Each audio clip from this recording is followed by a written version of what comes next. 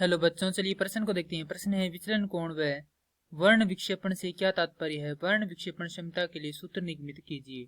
तो प्रश्न को आगे हल करें उससे पहले जो प्रश्न की मुख्य अवधारणा है उस पर विचार करते हैं। तो इस प्रश्न के लिए जो मुख्य अवधारणा है वह हो जाएगी विचलन कोण का सूत्र। तो विचलन कोण डेल्टा बराबर होता है म्यू घटाव 1 गुणा में ए, जहां डेल्टा बराबर है विचलन कोण, म्यू बराबर है अपवर्तनांक, ए बराबर है प्रिज्म कोण। अब हमें दिया गया है कि विचलन कोण क्या है और वर्ण विक्षेपण क्या है। तो सबसे पहले हम देखेंगे कि वर्ण विक्षेपण क्या होता है।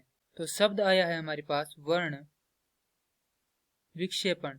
तो जैसा कि हम जानते हैं कि वर्ण कहते हैं रंग को और विक्षेपण का अर्थ होता है फैलना। अर्थात जब कोई श्वेत किरण किसी प्रिज्म से टकराकर 7 रंगों में फैल जाती है या विभक्त हो जाती है तो उस घटना को क्या कहते हैं, हम वर्ण विक्षेपण कहते हैं। तो यहाँ पर लिखेंगे कि श्वेत प्रकाश का 7 रंगों में विभक्त होना वर्ण विक्षेपण कहलाता है। अब यहाँ पर जैसे ही कोई श्वेत किरण प्रिज्म से टकराती है तो वह 7 भिन्न रंगों में क्या होती है, विभक्त होती है। कौन कौन से होते हैं, तो लाल, नारंगी, पीला, हरा, नीला, आसमानी और बैंगनी। और इस क्रम को हमने यहाँ पर इस प्रकार से लिखते हैं कि विबग्योर, अर्थात क्रम होता है विबग्योर। और यह जो क्रम होता है वह किसका होता है, तरंगदैर्ध्य का बढ़ता क्रम होता है।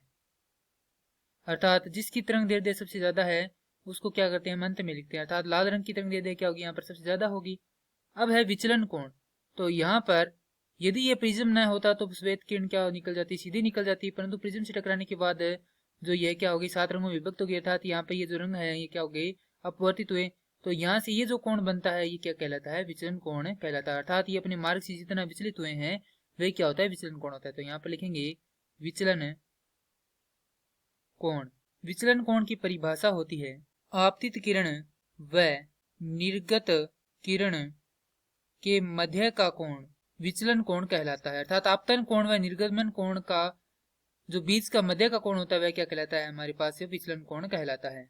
अब ये तो हो गया हमारे पास विचलन कोण व वर्ण विक्षेपण का तात्पर्य। अब हमें बताना है विक्षेपण वर्ण विक्षेपण क्षमता के लिए सूत्र। वर्ण विक्षेपण क्षमता होती है किसी श्वेत प्रकाश का कोणीय विक्षेपण व औसत विचलन का अनुपात वर्ण विक्षेपण क्षमता कहलाती है।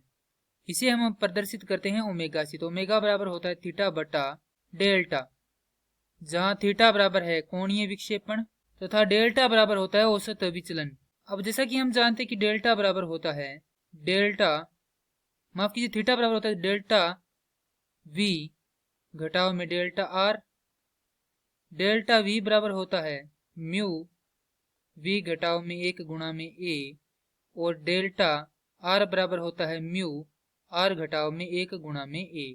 तो यहाँ से थीटा बराबर हो जाएगा म्यू वी घटाव में 1 गुणा में ए घटाव म्यू आर घटाव 1 गुणा में ए। हल करेंगे तो हमारे पास थीटा बराबर यहाँ से आ जाएगा म्यू वी घटाव म्यू आर गुणा में ए, और यहाँ से जो डेल्टा है वह बराबर होता है म्यू घटाव 1 गुणा में ए के।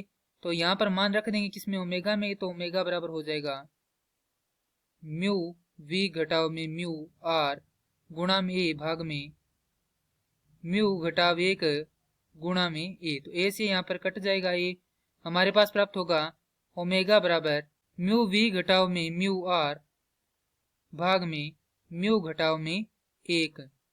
और यही क्या है, वर्ण विक्षेपण क्षमता का सूत्र है। मैं आशा करता हूं कि यह प्रश्न आपको समझ में आया होगा। धन्यवाद।